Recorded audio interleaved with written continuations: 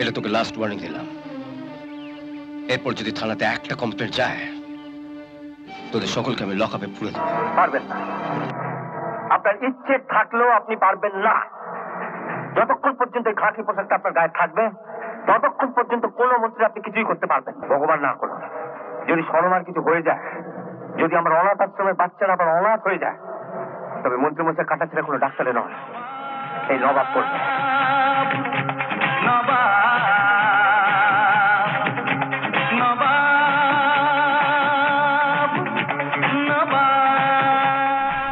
একজন শিক্ষিত ব্যারিস্টার হয়ে বিবেক বুদ্ধি বিসর্জন দিয়ে কোর্টে একটা রেজিস্টার হয়ে লড়বে। ইয়েস, মক্কেলকে বাঁচানোই আমার কাজ। That is my profession. আর আমার প্রফেশন তোমার ওই মক্কেলের ছেলেদের চাপকে সিধে করা। আপনার সঙ্গে আমার কোনো সম্পর্ক নেই। কিন্তু আপনি যে বলেছিলেন আমি বিয়ে করবেন।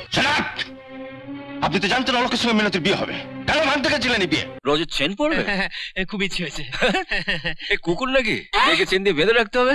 তুমি কত টাকা মাইনে পাও? আপনি তো শাশুড়ি। আমার মা বাবাকেও কোনোদিন জানতে দিইনি আমি কোথায় চাকরি করি, কত টাকা মাইনে পাই।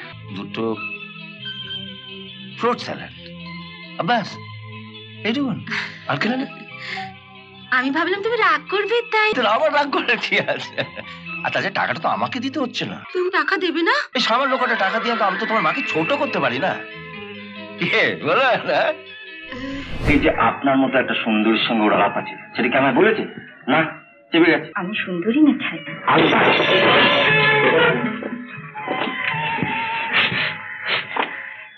সুন্দরী।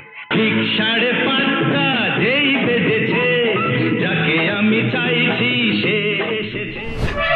আপনার এত সাহস যে আপনি আমার সামনে থেকে থালা ছড়িয়ে নিলেন? সাহসের কথা দেখাতে পারলাম বলো? সাহস থাকলে তো তোমার থালাটা তোমার মুখের উপর ছুঁড়ে ফেলে দিতাম। আচ্ছা, আমার পশ্চিম জানলাকে ঢিল মারে বলতে পারেন? তার মানে আপনি কি বলতে চান আমি ঢিল মেরেছি? না, মানে আমি তো দেখিনি। তাহলে আমাকে জিজ্ঞেস করছেন কেন? জিজ্ঞেস করলে কি হয়? না, ওরকম জিজ্ঞেস করবেন না। মাকে ভালো মানুষ পেলে তোমরা এত পেছনে লাগো না? না না, মা বলো না। মা কি খাবে, মাছ না মাংস? ইলিশ মাছ খাবি ডিম ছাড়া? এ না পাওয়ার কি আছে? ইলিশ মাছের এখন যা দাম।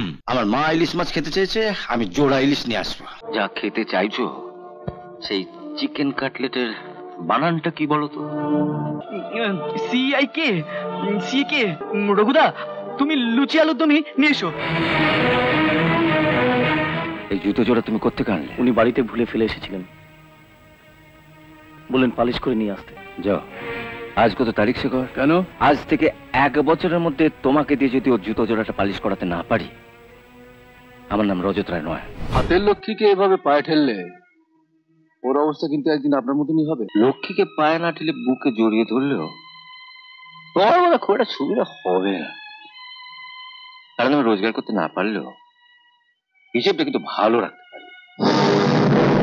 আসছো, একটা ছেলের জীবন নিয়ে ছিনিমিনি খেলতে তোমার লজ্জা করলো না? ওকে মিথ্যে আশা দিচ্ছ, গায়ের তৈরি করবে। করবোই তো। একদিন তোরা দেখে নিছো কত বড় গায়ের তৈরি।